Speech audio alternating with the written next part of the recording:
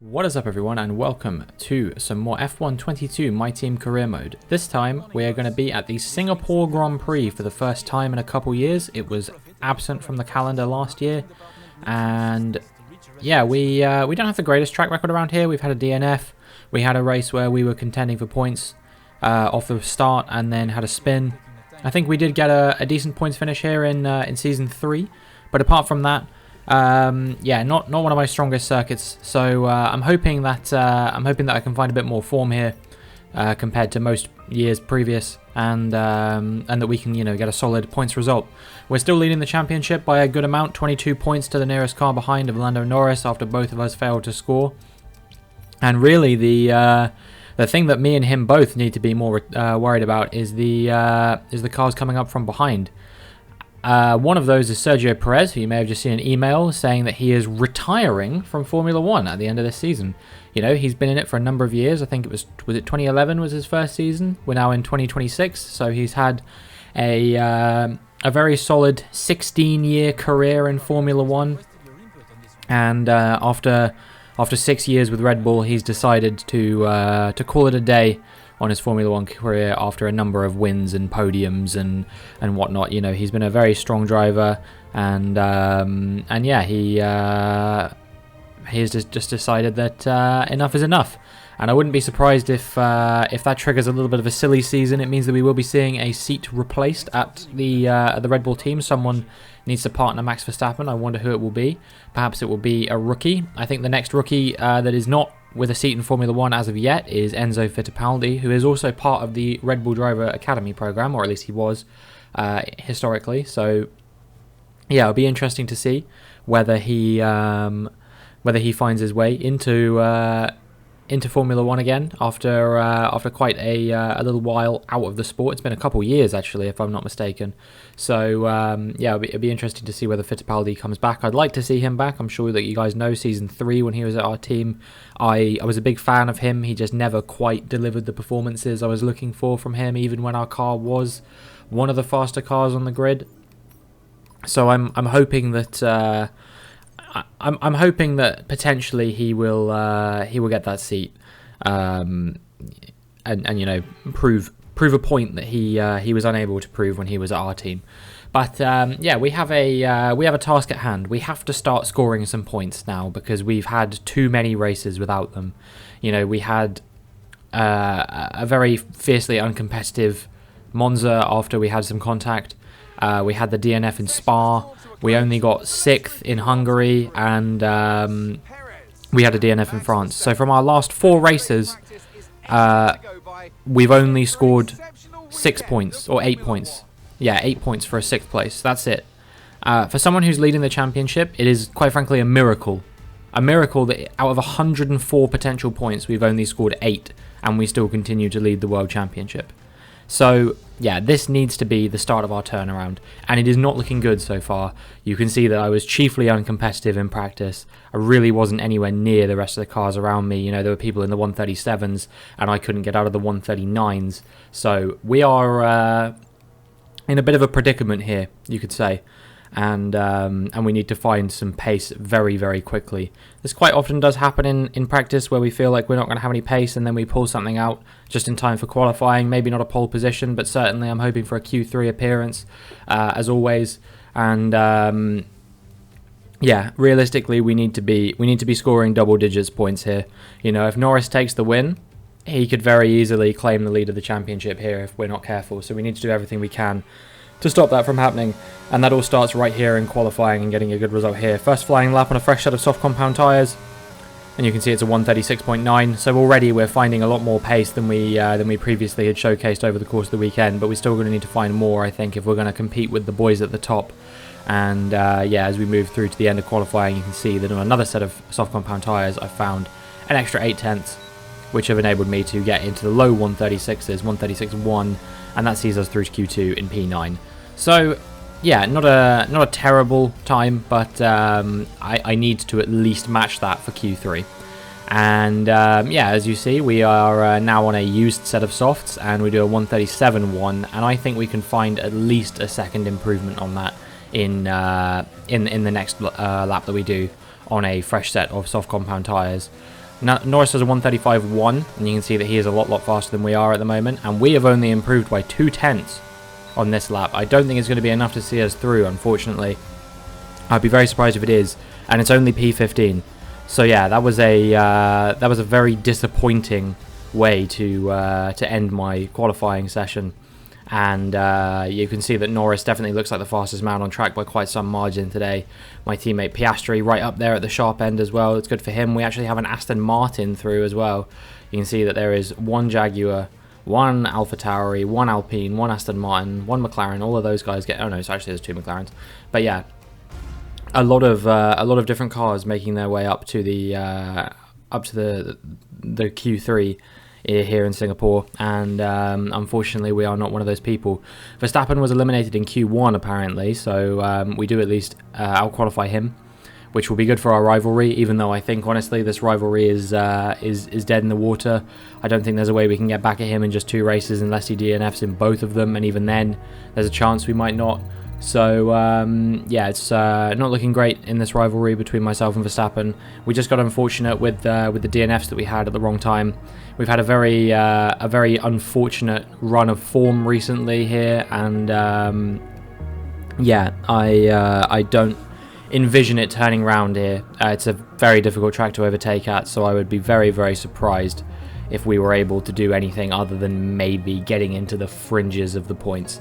And if Norris's form continued into Q3, which we'll have to wait and see whether he got pole position or not, but if it did and he wins the race, then this could be the first race all season where I'm not leading the championship.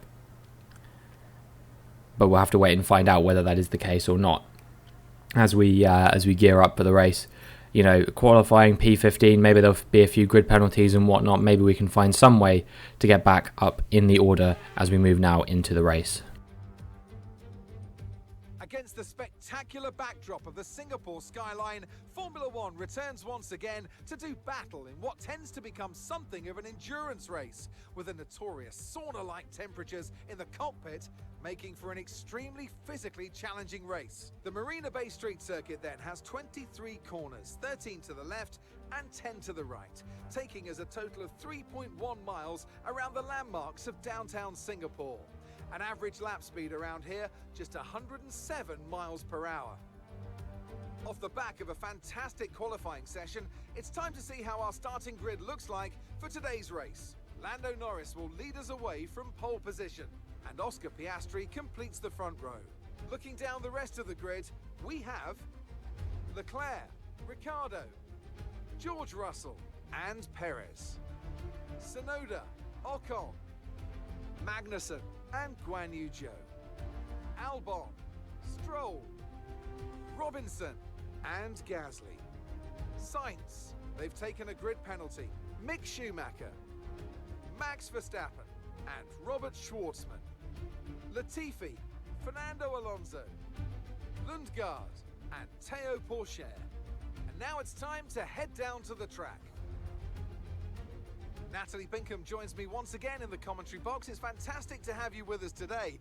I'm curious though, how do you think the drivers stop those pre-race nerves from becoming overwhelming when you're lining up on the grid? Well, I imagine they'll be starting to feel the adrenaline as they anticipate the rundown into turn 1, a bit like preparing to go into battle.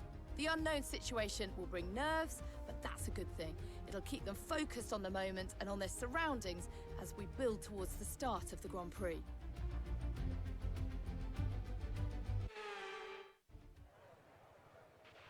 Okay, here we go. I know what you can do. Don't let me down. We're going to be going soft medium in this race. Most of the cars in front of us are going to be starting on the medium compound tyres. I think there's only a few people starting on softs, and they are all behind me with the exception of Lance Stroll, who is alongside me here on the grid. So yeah, we do have a pretty good opportunity here on strategy to try and get ahead. If we can pit at the right time, if we can get ahead of Stroll and pit at the right time, there will be a portion of this race, I think, where we'll be in a little bit of an air gap where we might be able to push hard on the medium tyres when we initially go on them and hopefully pull off an undercut on some of the cars in front of us. But we'll have to wait and see how the race materialises before we can say for certain that that is the strategy. that will be happening, but I think that for sure this race is a really good one to do an undercut at, as it's very difficult to overtake as the lights come on and the lights go out. And you can see actually I've not had the best of starts this time. Usually I get a fairly average start, but on this occasion, yeah, I'm having to defend quite heavily from the cars around me. You can see Gasly's already gone up my inside. Didn't end well last time we went wheel to wheel around here, but this time I managed to hold on, and now I'm going to try and go around the outside of a number of other cars. We almost get around the outside of Magnussen, but I have to back out of it because he was being squeezed by Joe. But now we're going to go up the inside of Magnussen. He goes back around the outside, however, and yeah, we can't quite make it happen, unfortunately. Stroll, again, trying to go through as well. We've both made up a position on Alex Albon, as has Gasly as well. He's dropped all the way down from, I think, P11 or P10 to P14. And things might be even about to get worse for him, because I've just been rear-ended by Pierre Gasly, and that has resulted in a safety car. I think Albon might have hit him as well, and maybe Verstappen behind hit Albon. So it's hard to say who really was the cause of that incident. But either way, you know, Gasly hit me, Albon hit Gasly, and Verstappen hit Albon, and all three of them are completely missing their front wings now. So that is going to be 3 cars boxing, and Carlos Sainz is going to be promoted up the order to P13. And you can see that as we get ready to restart the safety car, Schumacher actually has a 5-second penalty in that Haas, which I assume is for some kind of contact under the safety car as well. We're going to try and go side by side with Stroll, see if we can get ahead of him on the safety car restart. Can't overtake him until the green flag, and now the green flag is out. We're going to be trying to burn it down into turn 1, but here comes Carlos Sainz up the inside of me and around the outside of Stroll, and yeah, that was a very bizarre move from Sainz through the middle of 2 cars, but he managed to pull it off with the superior straight line speed. We did manage to get ahead of Stroll in the end, but we lose out to Sainz, and as a result we continue to be in P12 where we were on the safety car restart. Meanwhile, we've broken away from Schumacher, who's got ahead of Stroll as well. So yeah, already breaking out of DRS range. DRS not enabled yet. It won't be until lap 6 when we've done 2 full laps following the safety car restart. But we are quite close on the back of Sainz already. There's a bit of a train forming up here. I think it extends up to P6, which is Esteban Ocon at the moment, and Perez behind him, Tsunoda, then Joe, then Magnussen, Sainz, and myself, all in this train. Not quite a DRS train yet, but you can see I think the top 5 of or the top 6 rather. I think I'm not sure if it's 5 or 6 cars. I'm trying to think. Norris, Piastri, Leclerc, Russell, and Ricciardo. Those 5. Yeah, okay, it's 5. The top 5 seem to be in. Have a bit more pace than Ocon behind them, who is currently conducting the train. As we make our way ahead of Carlos Sainz there, you will have seen, and up into P11. So yeah, a pretty good overtake from us. We got him up the inside, or around the outside rather, as we came into this corner now, where we're going to try and attack Magnussen as well. And then we just managed to stay competitive with him on the run down to the following corner, and took the inside line for this next corner. I think we're going to try and do the same thing to Magnussen here, and indeed we have, and we've made our way up into the points paying positions, P10 on lap 5, and the sky is the limit now. If we can get ahead of this train up into P6, we'll be scoring another 8 points, and that means that Lando Norris won't be taking the lead of the championship. It will be close, but he won't be quite doing it. And now our pit window is open, and we're coming in on lap 9 to fit the medium compound tyres to the end of the race, and yeah, we'll see where we come out, whether it is in an air gap or not, as I've predicted. Stroll has already pitted off of his soft compound tyres onto the mediums as well, as has Lundgaard as well, and there's a couple cars behind them too as well, who I think have done the same thing.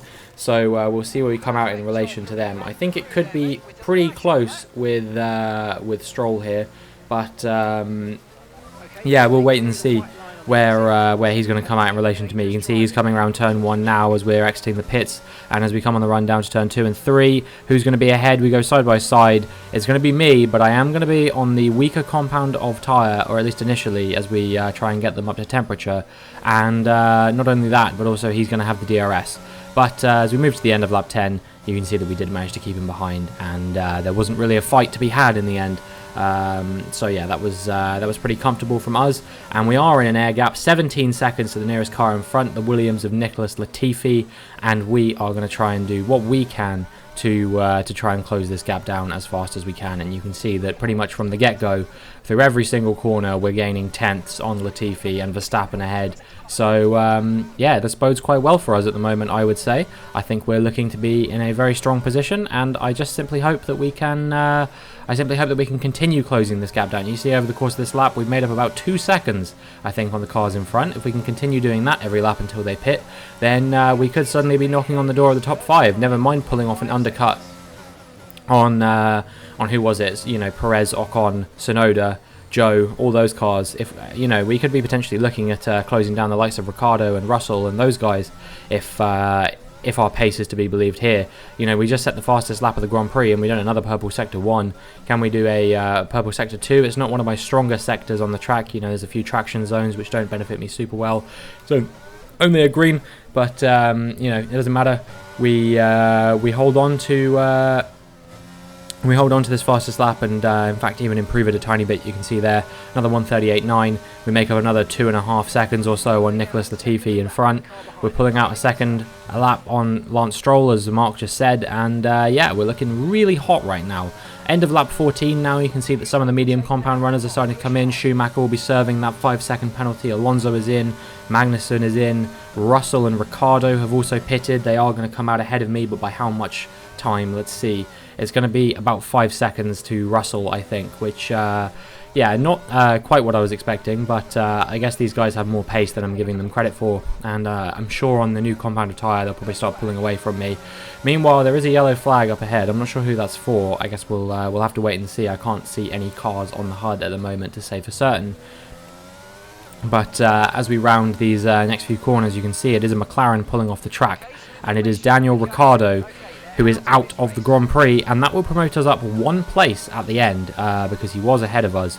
So yeah, I think if we've undercut the rest of that train that was in front of me, we will now be in net P5, if I'm not mistaken, after all the pit stops shake out. So that's a massive improvement from P13 where we started on the grid.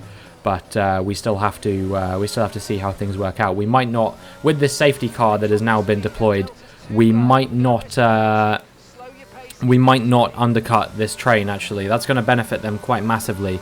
I think a lot of them will already be in the pits, but we'll wait and see how far I caught them, whether it's enough or not. We're going to go ahead of Verstappen, Latifi, Sainz, Joe, Tsunoda, Ocon and Schwartzman, who also had a 5-second penalty actually.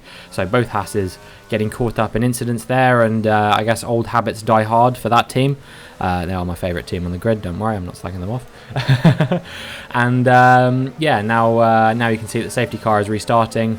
Perez has pitted as well now, and we're up into P6. The only driver ahead who hasn't pitted yet is Pierre Gasly, who is currently in P2.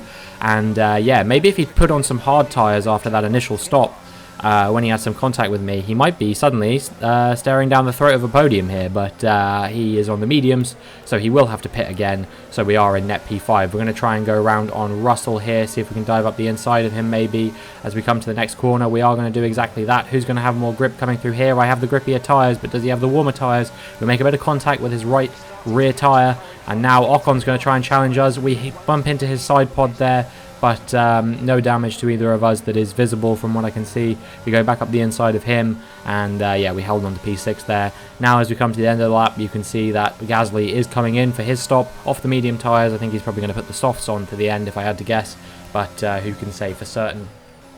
It would be a bit of a mistake from where I'm looking if he decided to go only 12 laps on the hard compound tyres. That doesn't really make much sense to me.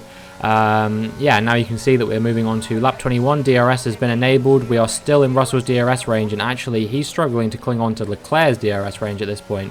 He is just about in it, and maybe that could be his saving grace. I think if it had taken one more lap for this DRS to be enabled, we might be looking at a very different outcome here. But now he's going to be dragged along a little bit by Leclerc, and that might make him all the more difficult to overtake. Meanwhile, we've pulled out a over 2-second gap to Ocon and Perez behind. Like I said, Ocon, a bit of a choo-choo train conductor on this day. So yeah, we're gonna have to settle in for P5, I think, unless we can make a move on Russell very, very soon. I think he'll probably be the last car we get here. At one point, I was wondering whether we might be able to have a whiff of a podium, but I think these medium compound tyres have probably already seen their most optimal window. You know, I pushed very hard on them to pull off this undercut in the first place. I know how important track position is on this track, so yeah, that was my number one priority, was making sure that we could pull off an overtake that might work. And yeah, it has done pretty much exactly what I expected. You know, we were P10 before this. I know there's been one DNF, but still we found our way up into P5. And now as we move on to lap 23, which is about to start, you can see that Russell has just about broken out of my DRS range, and I would wage to say that this is now probably going to be the position that we slot into for the remainder of the Grand Prix.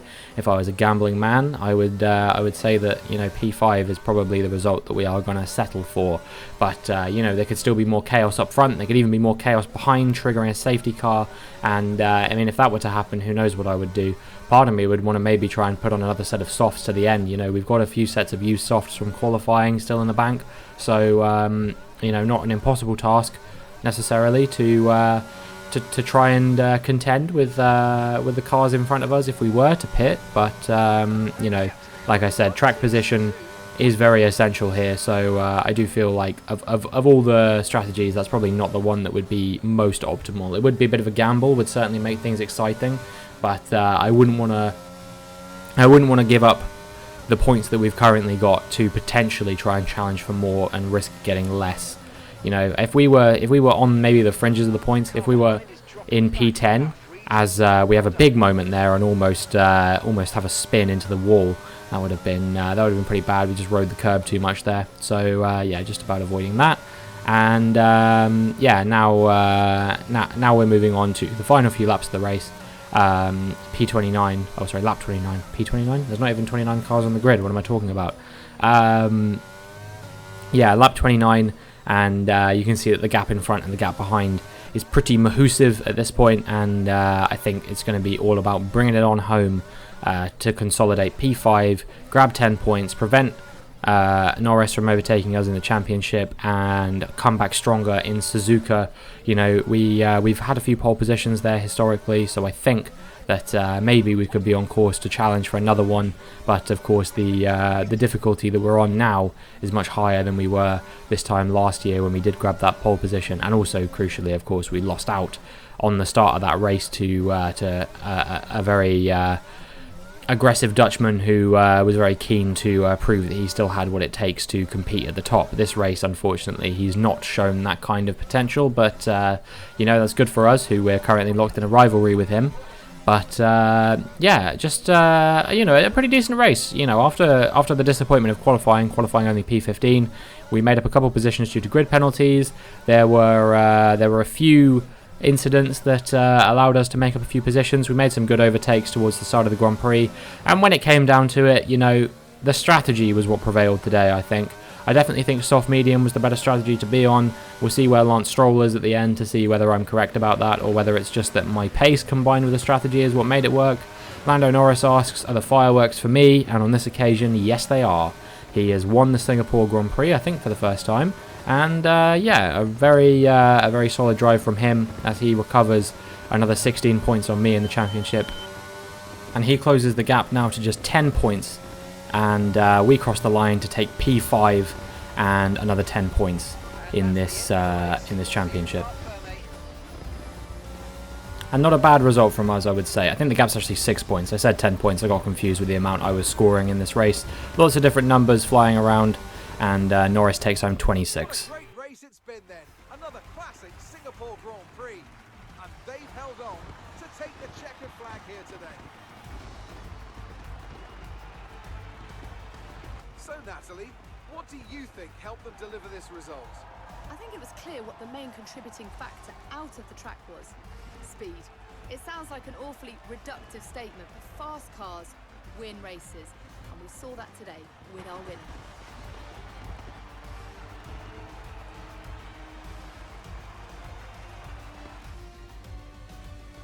As the winners make their way up to the podium, one can only imagine the celebrations that will take place at McLaren tonight. Congratulations to everyone on the team, securing the win and proving that they're a force to be reckoned with out on the track. Indeed, and a wonderful podium for Oscar Piastri, who takes second place, another 18 points in this championship. And already he is looking like he might be the more complete package than Théo Pourchaire.